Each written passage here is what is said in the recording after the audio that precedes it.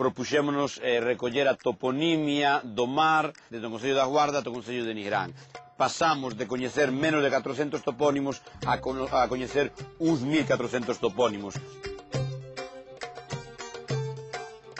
O que para nós é unha masa de agua homoxénea, o mariñeiro tena perfectamente analizada. El sabe debaixo do mar se hai pedras, se hai argazos, se hai cunchas, se hai lodo, se hai... Ademais tenlle nomes a todo iso. Se hai moita area, chámase na nosa zona, noutra zona de Galicia, será de outra maneira, chámase Olimpo. Se o fondo do mar é de pedra, como este sitio onde estamos aquí en Silleiro, pois chámanlle o seco.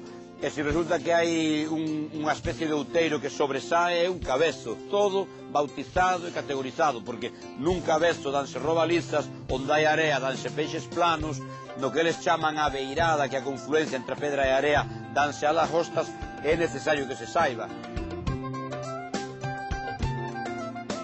Ese baixo chámase o Cunichán, porque se afundiu aí no ano 1906 un barco que se chamaba o Cullingan. Esta puntiña que temos aí, que ven sendo o peso, detrás nosa temos a Dobanadoura.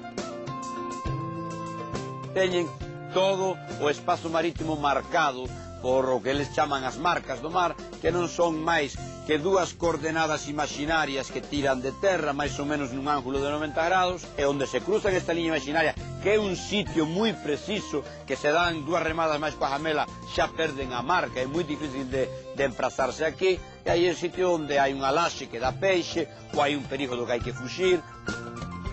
Son palabras pronunciadas no aire que nunca na vida estiveran escritas. Iso é patrimonio inmaterial puro que é preciso recoller, é urxente recoller.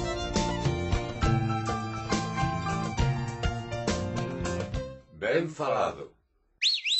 Astro que alumea e dá calor. Sol. Que animal canta pola mañá? O galo. Es como sabes. Tiñámoslle reservado este tema para hoxe porque hoxe é un día moi importante. Estou seguro que lles entrou polos ollos a enorme riqueza que Galicia ten en nomes de lugar. Multipliquen o que viron de Baiona polas 3000 parroquias que ten Galicia e daránse conta do enorme patrimonio que Galicia ten en nomes de lugar. Cal é o problema? Que estes nomes de lugar non están rexistrados en ningún sitio que se poida consultar. É un patrimonio, polo tanto, que está en perigo.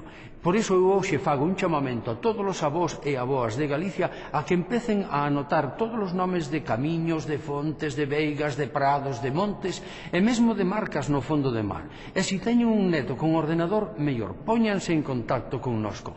Hai un tesouro que salvar. Sentiránse felices de salvalo. Abur.